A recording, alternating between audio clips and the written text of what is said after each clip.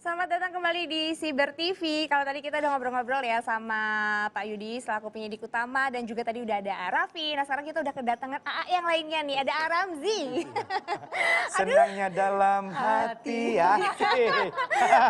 Bila berpartner mereka Iya, ya. berpartner mereka bukan beristri ya, beda ya. Jangan. Takutnya partnernya sama lagi namanya. Bahaya. Iya. Kalau di dunia Intan? online apa? Intan. Iya. Jadi kalau manggil gampang ya, kalau punya partner dua tuh kalau salah panggil nggak ada yang tersinggung kan. Benar. Begitu manggil Intan, set semuanya nengok. Kalau Nah, lagi gue di sini bingung nih di tengah-tengah nih. Kenapa? Ini Intan yang asli sama yang hoax yang mana nih? ini asli dua-duanya, nggak main oke. hoax-hoaxan. Ini kayak mau kita bahas ya Boleh, sebenarnya. ayo silakan. Nah ini kan kejahatan siber tuh banyak banget. Betul banget. Ya. Nah yang paling dikhawatirin kalau misalnya Aramzi dulu deh. Aramzi pengguna media sosial aktif nggak sih tapi ya? Oke, kalau dibilang aktif enggak. Kalau barometernya sekarang Instagram, gue bikin Instagram tuh baru 1 tahun sampai 2 tahun yang lalu ketika anak gue memang udah kita izinin bikin. Ya. Gue baru, karena gue prinsipnya memang jujur. Ketika alhamdulillah sampai saat ini gue masih dikasih kesempatan untuk tampil di TV, udahlah kehidupan pribadi gue apa segala macam itu biar urusan gue gitu ya. Iya bener Jadi banget memang gue untuk membatasi untuk hal-hal seperti itu. Mungkin pemikiran gue itu, ini mungkin ya, akhirnya orang sulit untuk mencari celah atau akhirnya punya niat macam-macam, bukan takabur ya, itu asumsi gue. Mungkin seperti itu, toh follower gue juga ya biasa-biasa aja gitu ya. Nah, zaman sekarang memang konsekuensinya berat ketika kita memang mengumbar semua kehidupan pribadi kita di sosial media. Dan Pada bisa intinya buat kita tidak konten bisa pula. bijak menggunakan sosial media. Nah, di situ celah orang-orang yang memang berpikiran jahat akan masuk. Itu menurut gue, mungkin asumsi gue salah. Iya, tapi emang bener sih aku juga Iya. kayak berasumsi yang sama ya. Aku tuh jarang banget kayak ngeluarin misalnya foto-foto sama keluarga, sama Iya. orang terdekat gitu. Iya. Karena emang semakin banyak orang, semakin dalam orang tahu tentang kita, semakin gampang kan nyari Betul. celah. Karena semakin ke sini, kalau gue menggunakan bahasa perperangannya itu sekarang semua di sini. Media Orang sosial mereka semua ya. tuh yang memang pelaku-pelaku tindak kejahatan.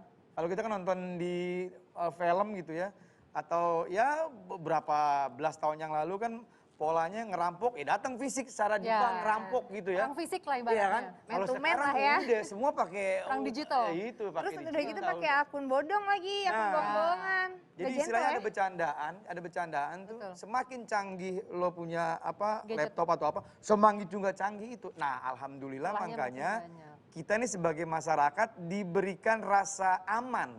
Diberikan rasa kalau ada apa-apa gue ada tempat ngadu nih. Nah, itu Istilahnya kita kalau anak nih ada orang tua buat temen curhat gitu ya, nangis-nangisan. Nah, dengan adanya Siber TV ini salah satu cara untuk bisa mengedukasi. Ya. Ya kan? Iya. Gimana caranya kita bisa menggunakan terutama sosial media yang bijak agar supaya orang-orang yang mempunyai niat jahat, agar orang-orang yang tidak mempunyai niat, maksudnya nggak ada niat jahat, karena semua pola kejahatan dia kita ini masyarakat udah tahu. Tergantung. Nah. Tergantung apa yang diposting. Betul. sebetulnya. Biasanya kan kita nggak tahu kan, apa sih polanya, tiba-tiba kita kalau lalai akhirnya kejebak aja ya. Nah, dengan ada Siber TV ini menurut gue akhirnya semua pola kejahatan mereka yang belum dilakukan, ini kita masyarakat udah tahu. Udah dikasih tahu celahnya. Udah dibaca dulu. Iya, dulu kan dibaca zaman lebih hati-hati mama ya. minta pulsa kan. Iya, dulu Iya, mama sering sekarang banget minta mamanya udah pulsa. nggak ada, Sekarang gitu, mamanya tua. udah banyak duit. Sekarang mama udah minta OTP. Kalau Kaitan sendiri, apa sih kalau gunain media sosial yang paling ditakutin tuh apa? Kalau aku memang dari awal menggunakan media sosial itu pasti selalu membatasi soal anak. Aku Iya. tidak pernah informasiin di mana sekolah anakku.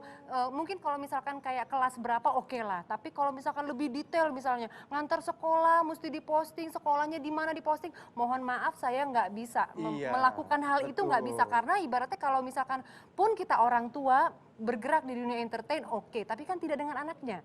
Bukan untuk mengeksploitasi batasan anak ya. ini. Beda hal ketika ada kegiatan yang misalnya endorse gitu kan. Dapat rezeki dari situ, mau juga anaknya, kita tanya dulu anak ini mau nggak, berkenan nggak nanti mama posting di Instagram mama. Iya, iya. Oh nggak apa-apa mama, oh ya udah. Karena kan biar gimana pun juga anak kan pasti punya hak kan. Betul. Kalau aku memang membatasi untuk tidak posting untuk hal-hal yang les di mana, Iya. sekolah di mana. Pokoknya keberadaan, tempat. Tempat, Tidak menceritakan lokasi. tempat, Dan lokasi. aku sangat menghindari untuk live Instagram. Nah, Aku. karena takutnya Kan itu bocor aku. atau apa. Kalau aku. Ketahuan ya Pinter loh gimana. mama. Aku kan pegang-pegang sih. Berarti ini Intan yang KW apa yang asli? Ini asli ya, ini juga asli loh Asli, asli, sama. Nah kalau Kak Intan itu anaknya memang udah umur berapa sih udah bisa diajak komunikasi kayak gitu? Sekarang usianya 9 dan 7 tahun dan baru Udah beberapa ngerti ya. bulan ini aku baru tahu anakku yang pertama karena memang di masa pandemi ini mau tidak mau kan mereka mengenal gadget. Akhirnya mempunyai gadget masing-masing karena sekolahnya di rumah online, punya fasilitas masing-masing dan ternyata dia udah punya Instagram sendiri. Dia bikin sendiri. Media sosial sendiri. Mamanya nggak tahu. Akunya nggak tahu, yang kasih tahu teman-teman aku. Tan, anak kamu gini-gini. Hah? Nggak tahu gitu sampai akhirnya mau tidak mau aku edukasi anakku. Boleh sayang kamu pakai media sosial, tapi please mama mohon untuk pattern-pattern tertentu Iya, ini dikasih jangan tahu ya, ya. gitu Tahu ya. diposting karena kan cewek kan yang pertama Iya, jadi iya. dia kan lebih dewasa. Ya akhirnya mau nggak bisa dibatasin. Oh, itu Sebenarnya kan hal-hal itu sangat wajar kan. Sebenarnya wajar banget gitu ya. Bersosialisasi lewat sosial media. Sosial. Cuman memang semakin ke sini ya nggak bisa dipungkirin ya. Mereka tuh yang punya niat-niat jahat akhirnya seperti kayak mendapatkan ruang, tempat dan waktu lebih untuk gampang kan melakukan untuk kejahatannya itu dengan sosial media. Berarti memang pinter-pinter dan bijak-bijak kita ya Mengedukasi, terutama ya, sebagai orang tua sama anak-anak kita gitu ya. Karena kalau dilarang nggak mungkin sama sekali. Iya. Nah, buat orang tuanya ini mudah-mudahan kita selevel juga paling nggak sama lah sama anaknya. Harus Jangan upgrade. sampai tahu ya, iya. Diklicui istilahnya. Nah, Nah kalau Ramzi itu anaknya umur berapa akhirnya aku izinin? Asila Maret besok udah 15 tahun. Ya Oh, Allah. itu Ya. baru diizinin, apa kapan? Kenapa? Berarti diizinin untuk media sosial umur 13 lupa ya 2 tahun yang lalu Umur 13-an. Asila bikin Instagram karena memang dia sudah punya manajemennya kan lagi belajar nyanyi. Jadi memang treatmentnya tuh udah sesuai Dikasih dengan tahu. yang kita schedulein. Bikin Instagram. Coba treatment Asila dari sisi Instagram. Mohon maaf ya hal-hal seperti yang tadi Intan bilang itu kita terapkan. Anak ABG, mohon maaf banget. Minimal baju aja kita atur Ya, secara ya, tampilan gitu kan. Karena predator-predator yang Bener, ini bener. ya oke, anak kecil misalnya berenang. Lucu, maksudnya berenang lucu. boleh di tempat kolam. Jadi sekarang tuh yang dijaga bukan kita orang dewasa. Anak-anak kita juga harus dilindungin gitu. Kita jadi harus Sebenarnya kan nggak ada masalah gitu. Cuman tapi pada akhirnya untuk menjadi ini kalau kita ngomong ini frontal banget bahasanya sih Apa tuh? sebetulnya. Apa tuh? Kalau aku ya untuk menjadi orang gila kita harus berpikir menjadi orang gila. Ya dong. Karena maksudnya sebetulnya kayak anak kecil deh. Pakai baju ini ih lucu ya kamu. Iya, kalau kita Tapi nama untuk kan orang lucu. yang punya ekspektasi miring pasti kan nggak ke arah situ. Iya, Dia iya. bisa punya hasrat sendiri Oke, gitu. oke. Jadi akhirnya makanya aku tadi bilang kita harus berpikiran miring untuk Oke, ngebentengin oke. itu kalau aku. ya, apalagi gue ngelihat dari kondisi sekarang ya pandemi. Ya. Ketika orang jarang sekali bekerja Di luar rumah ya, kantor. di kantor, orang semua di rumah. Itu orang yang memang mempunyai niat jahat tuh makin asik tuh.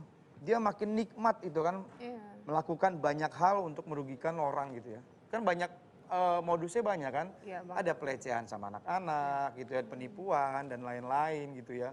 Ya berita hoax juga, memproduksi. Kalau berita hoax tuh memang gue paling ya. aduh di handphone nih di grup WhatsApp Penuh ya? orang berprinsipnya gini, dia bangga menjadi orang pertama yang ngirim berita. Mau berita itu benar atau enggak urusan belakang, yang penting gue pertama kali posting gitu kan. Padahal Bikin itu heboh. Ya, akhirnya bahaya, miris gitu iya. ya. Akhirnya miris, tapi insya Allah ya mudah-mudahan Dengan adanya dengan cyber suasana, ya mohon maaf Pilpres sudah selesai, ini udah selesai, semua sudah baik-baik aja. Mungkin hal-hal itu akhirnya ya mohon maaf ya, udah nggak laku lagi Iya. gitu kan.